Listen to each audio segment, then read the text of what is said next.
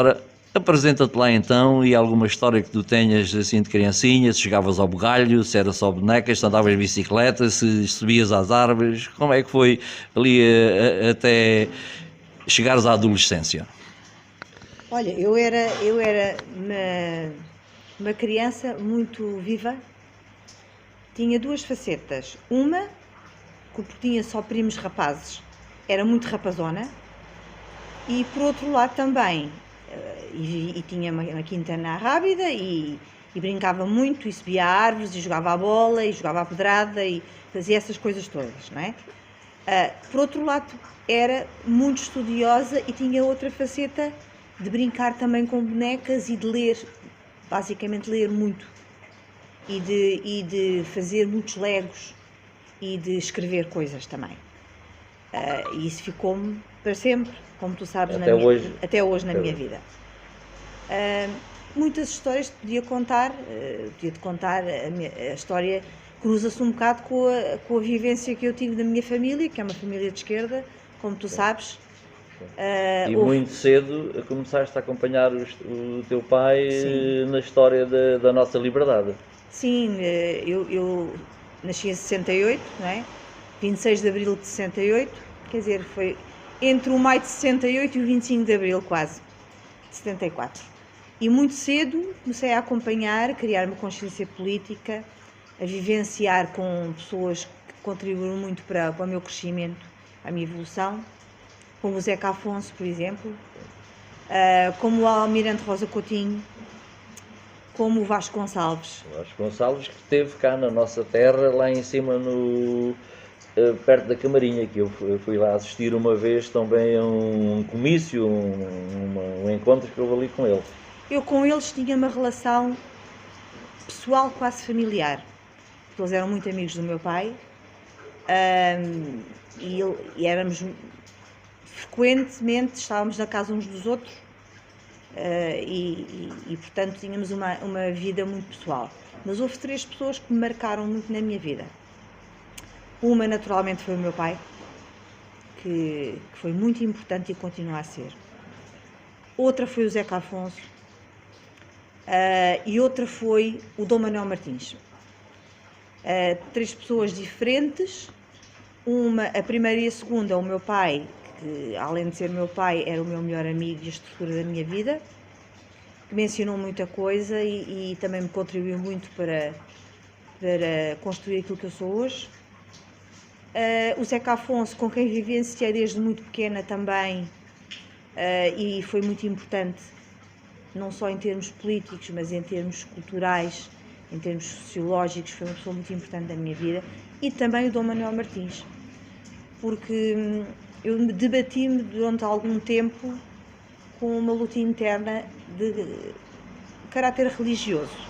E eu conheci o Dom Manuel Martins já há mais de 40 anos, e no final numa das primeiras licenciaturas que eu fiz, fui ter com ele, que ele era amigo do meu pai, como tu sabes, foi comandante dos bombeiros durante muitos anos, e fez a passagem dos bombeiros voluntários, onde é a casa do bispo, para o quartel novo. Queria fazer um trabalho sobre a igreja, mas não queria fazer nada do que é normal, sobre a Inquisição, isso está mais do que feito. Queria fazer intervenção da igreja na sociedade. E ele disse-me, vai falar com um padre operário.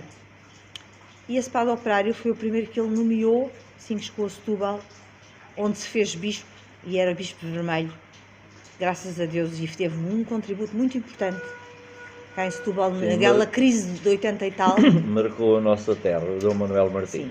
E, portanto, foi essa ligação que eu também estabeleci com ele, e me interessa muito a intervenção social da Igreja, não de forma nenhuma caritativa, mas, de facto, o papel dos padres operários e o papel deles como dirigentes sindicais, integrados nas sociedades e nas comunidades com maiores dificuldades. E que não é incompatível com os meus ideais de esquerda. Já agora, nos teus ideais de esquerda, tu és militante, podes dizer à vontade, do Partido Ecologista aos Verdes? Sim, sou militante e já fui eleita pelo Partido Ecologista aos Verdes já há alguns anos. ao contrário da minha família, que deve ser a única que sou dos verdes, todos são vermelhos. E muito bem, e eu convivo muito bem com isso. Claro, E eu também me claro, sinto um claro, bocado vermelha, claro. não é? Costumam até dizer que os verdes são umas melancias, são vermelhos por dentro e verdes por fora. É um bocado assim que eu também me sinto. E a minha vida tem-se debatido um bocado, e algumas lutas em que eu me tenho metido, seja na Associação dos Cidadãos pela Arrábida, que começámos há mais de 30 anos, com a luta contra as escórias da Metalinex, depois a coincineração, e mais recentemente para recuperar a legitimidade e a propriedade que é da população de Setúbal através do Parque de Merendas da Comenda. E sentes que não há nenhuma incompatibilidade na parte religiosa, mas com esta parte ideológica, não é? De forma Portanto, nenhuma. Não há aí nenhum conflito. Não há conflito nenhum. Até porque se há uma paróquia onde eu vou, é de um antigo padre dirigente sindical e um padre operário, que é o padre Constantino Alves.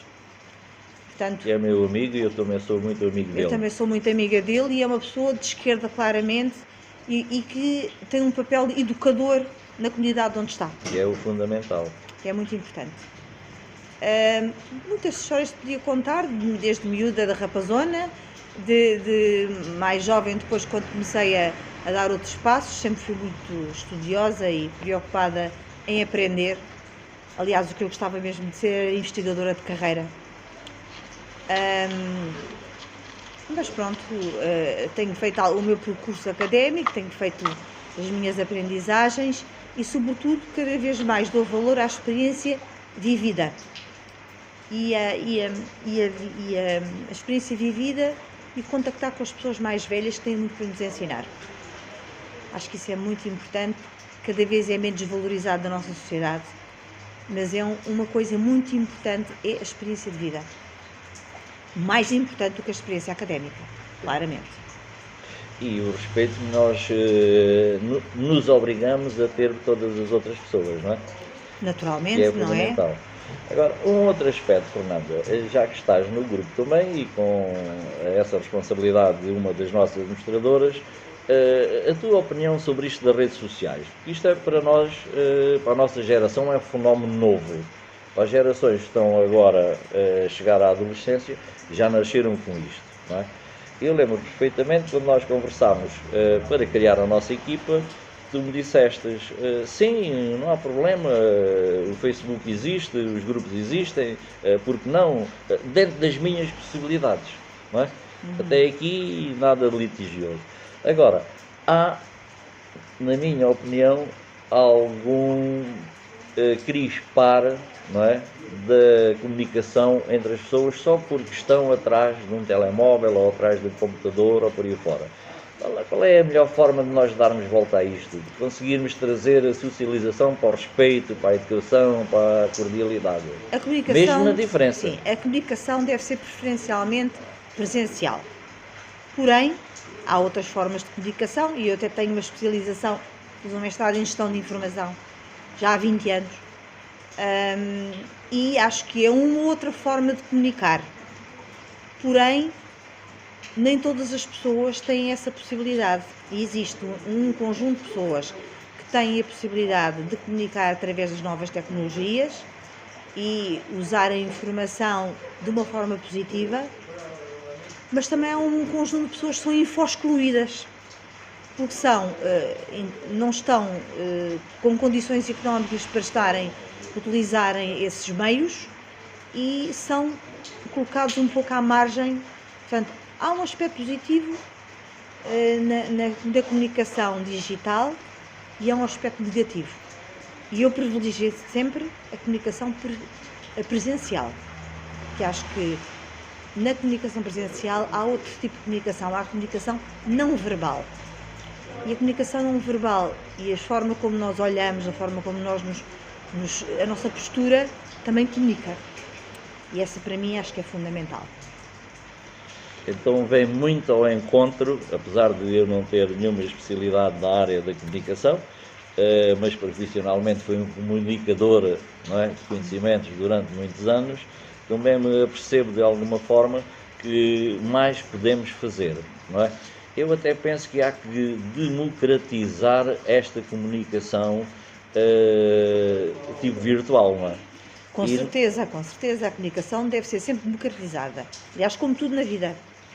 E aceder às pessoas as mesmas possibilidades, as mesmas ferramentas, as mesmas oportunidades para todos podermos escolher o nosso caminho.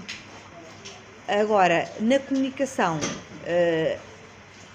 temos que ter alguns cuidados, porque ela é muito manipulada pelos órgãos de comunicação social, pelos lobbies que usam a comunicação para chegar a determinados fins que nem sempre são os legítimos.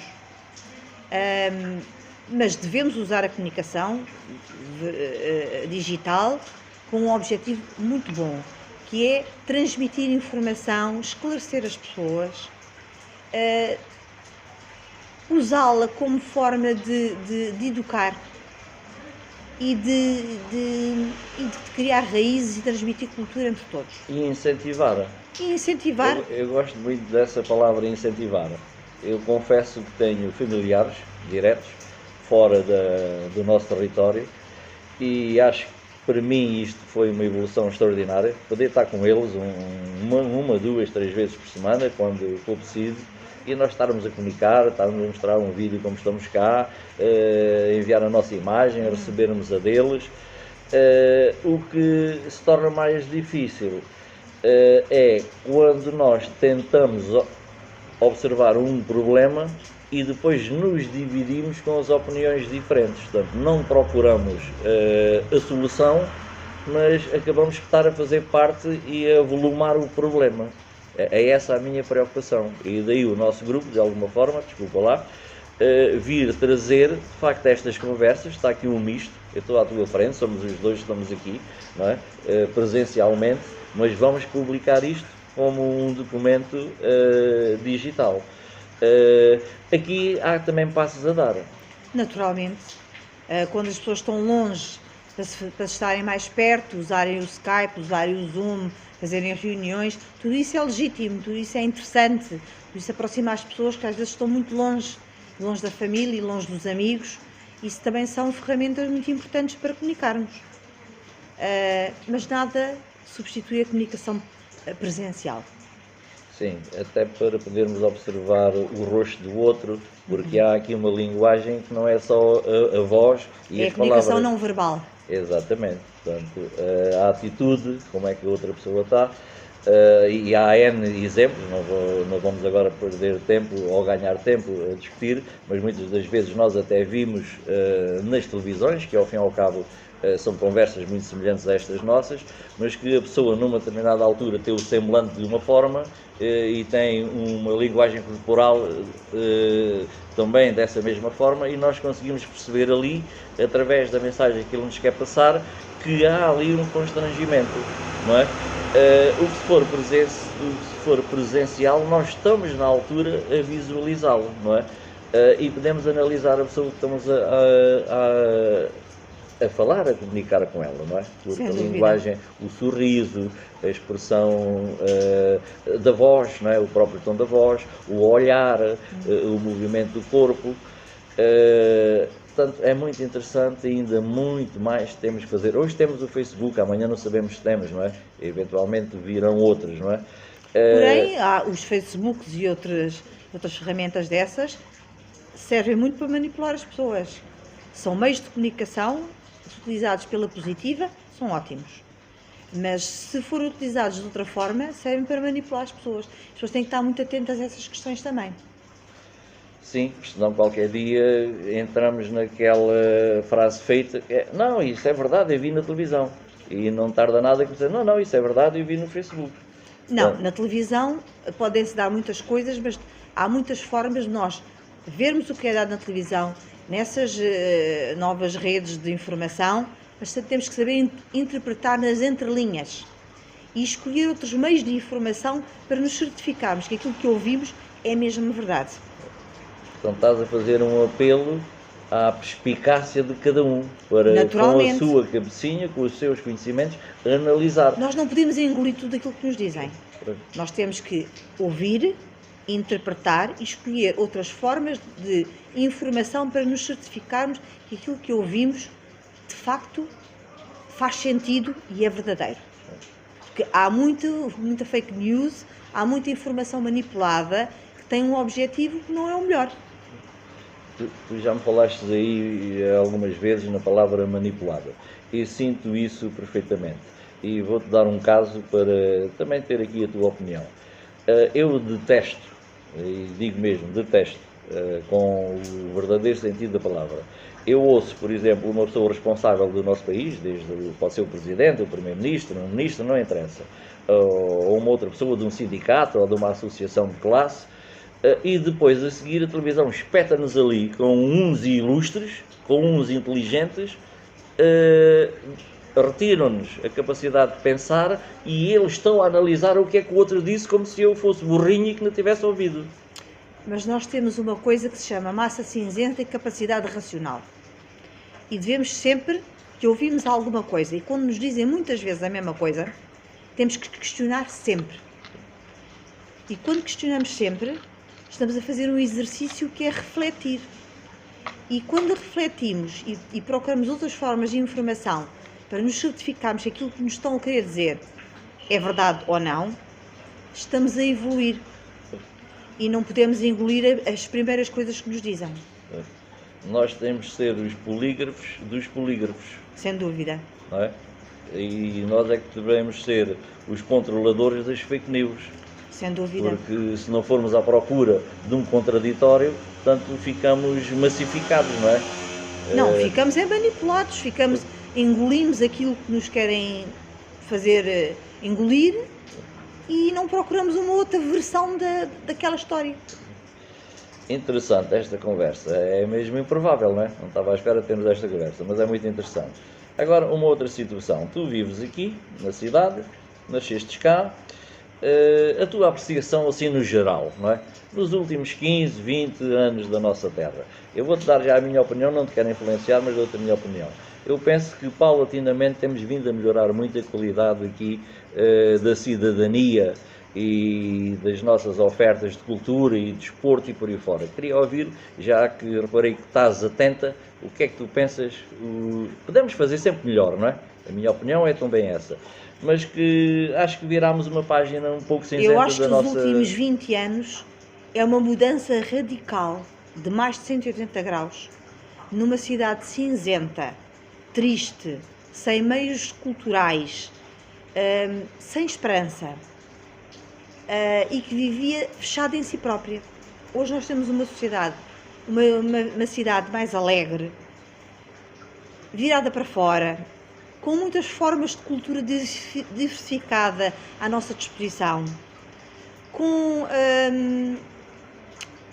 um turismo que veio trazer também outro tipo de abertura, com novos pessoas a entrarem, e é importante que venham, pessoas diferentes, pessoas de outros países, é importante haver esta troca de comunicação entre os imigrantes e os emigrantes, que todos somos pessoas importantes e todos nos fazemos falta.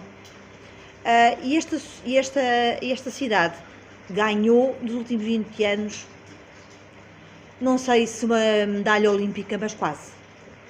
Porque passou de uma cidade triste, escura, sem meios culturais, para uma sociedade aberta. E até em segurança também. E até em segurança. Isso temos que dar graças a Deus, e isso tem nome. Tem sido os últimos mandatos da CDU têm trazido uma alma nova a esta cidade. E têm criado condições para as pessoas terem acesso à cultura, terem acesso à informação, ao desporto e vivenciarem de outra forma completamente diferente que até há 20 anos atrás não existia. E é sempre possível fazer melhor, mas criticar só por criticar de uma forma negativa, acho que é quase que um crime. Nós devemos fazer uma crítica construtiva, mas também temos que valorizar aquilo que os últimos 20 anos nos trouxeram, que é uma mudança radical e à qual eu pessoalmente estou muito agradecida, porque eu sou daquelas pessoas de famílias mesmo de Setúbal, de muitas gerações, não há muitas. Sou setubalense, mas os outros que vieram para cá são tão setubalenses como eu e são todos bem-vindos. E com certeza que as pessoas que vieram para cá há mais de 20 anos notam uma diferença abismal. Eu tenho encontrado nestas conversas pessoas que não tinham ligação nenhuma, não tinham nenhum convívio, não é? Portanto, não podia eventualmente conhecê-las de vista e que não sendo cá, mas estão cá há 30 anos, 40 anos e adotaram esta cidade como a sua cidade. Sem dúvida. Eu não quero ser ambicioso, mas eu penso que Setúbal atingiu um grau de uma cidade cosmopolita. Para o bem e para o mal. Para o bem, no sentido que cresceu, desenvolveu-se e evoluiu, porém também corremos o risco de algumas das nossas tradições, que têm sido muito acarinhadas por estes últimos mandatos, desde há cerca de 20 anos esta parte, se perderem.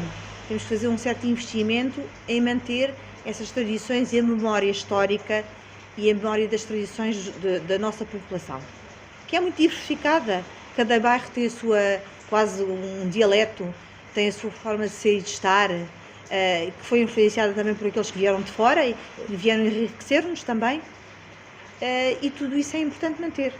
Portanto, ser cosmopolita sim, mas mantendo as nossas raízes. Sim. Respeitar sempre os nossos hábitos e costumes, ao fim e ao cabo, uma microcultura que nós temos aqui. E é isso que faz a comunidade, não é? E é isso que a troca de experiências e de culturas nos enriquece e que nos torna melhores e mais abertos. E quando eu ouço as pessoas dizer, os imigrantes vêm para nos tirarem o emprego, vêm... Não, eles vêm à procura de uma melhor vida. Como nós já fomos. Como nós também fomos um povo de imigrantes e somos um povo de imigrantes, que fomos à procura de uma vida melhor, mas também nos vêm enriquecer com a sua própria cultura e vêm nos tornar melhores. E a troca de experiências é sempre muito importante. Fernanda, penso que não estaria no teu horizonte responder já esta pergunta, para terminarmos isto, mas eu quero ouvir a tua opinião, já que eras aquela criança que depois se tornou adolescente, o 25 de Abril. Qual é o teu sentimento sobre esta data histórica do nosso país? É uma data extraordinariamente importante, tem vindo a ser branqueada. Achas que tem vindo a ser maltratada? Tem sido a ser maltratada, tem sido a ser branqueada, tem que ser muito mais divulgada entre as camadas mais jovens. E na escola? E nas escolas. Eu, graças a Deus, estive dentro de uma família de esquerda e com um pai muito envolvido nessas questões, que muito cedo me levou com ele e eu aprendi muito. E disso tudo o que eu vivenciei, resulta também muito daquilo que eu sou hoje. Foi muito importante o 25 de Abril, nós saímos de um regime ditatorial, fascista, e é preciso dizer essas coisas pelo seu próprio nome. Não permitia as pessoas falarem, não permitia as pessoas se reunirem, não permitia as pessoas se exprimirem, não permitia que as pessoas tivessem uma outra forma de vida. O filho do médico era médico, porque o seu avô também era médico. E hoje o filho do operário pode ser médico. E pode ser engenheiro, e todas as profissões são importantes. Um canalizador é importante, um eletricista é importante, um historiador é importante, um sociólogo é importante, uma pessoa da restauração é importante, todos somos importantes para a sociedade. E isso foi o 25 de Abril, também nos trouxe essa abertura e essa compreensão e deixar de termos uma sociedade tão estratificada e tão desigual e tão analfabeta, e que excluía muito dos outros, não lhes dava oportunidades. E foi lamentável que quase durante 50 anos temos tido uma sociedade que foi preciso lutar para vencê-la.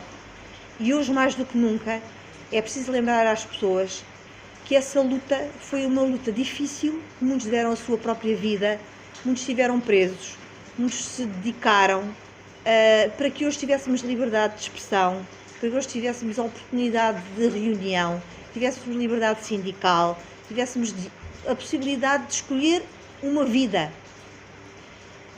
E há ventos de mudança graves que se aproximam e que é preciso nós estarmos atentos e alerta e os contermos. Para não perdermos o que conquistamos. Fernanda. Uma sociedade democrática e que dá oportunidades e que deveria fazer uma melhor distribuição de riqueza entre todos. Sim, a riqueza criada ser distribuída mais equitativamente. Não é? Sim, naturalmente, porque uma sociedade capitalista é uma sociedade desigual, é uma sociedade que visa o lucro, não visa a distribuição equitativa da riqueza, não se preocupa com aquele que tem dificuldades. Não, eu costumo dizer que alimenta a miséria. Alimenta a miséria e a desigualdade. Pois. Fernanda, é extraordinária esta conversa, não é? Nós estávamos aqui agora até às 23 ou 24 horas. Quero umas palavras tuas, já que também fazes parte da gestão do nosso grupo, para os nossos membros, que são já quase 2 dezenas de milhares, e muitos milhares de seguidores que nós temos. Nós temos cerca de 100 mil pessoas a visitar o nosso grupo. Uma palavra para esta comunidade que faz parte da grande comunidade que é Setúbal é um Mundo. Setúbal é um Mundo é a oportunidade de fazer o contraditório, é a oportunidade de esclarecer as pessoas, é a oportunidade de veicular informação séria, aberta, esclarecedora, sem ser preconceituosa, sem ser arma de arremesso contra uns e outros, ser inclusiva, ser democrática e trazer uma coisa que é muito importante, a discussão. E acho que é isso que fica desta nossa plataforma. Setúbal é um Mundo. Temos que aproveitar, elas existem e nós estamos cá. Obrigado, Fernanda, e muitas felicidades, não é? Para a tua vida. Não é? És uma jovem, és uma criança, e de fazeres parte também da nossa equipa, não é? Portanto, somos parceiros. Pronto, como vocês podem ver e ouvir, neste caso é ouvir, viemos a mais uma conversa improvável, e eu deixo aqui os meus agradecimentos à Fernanda pelas tuas palavras. Obrigada e boa tarde.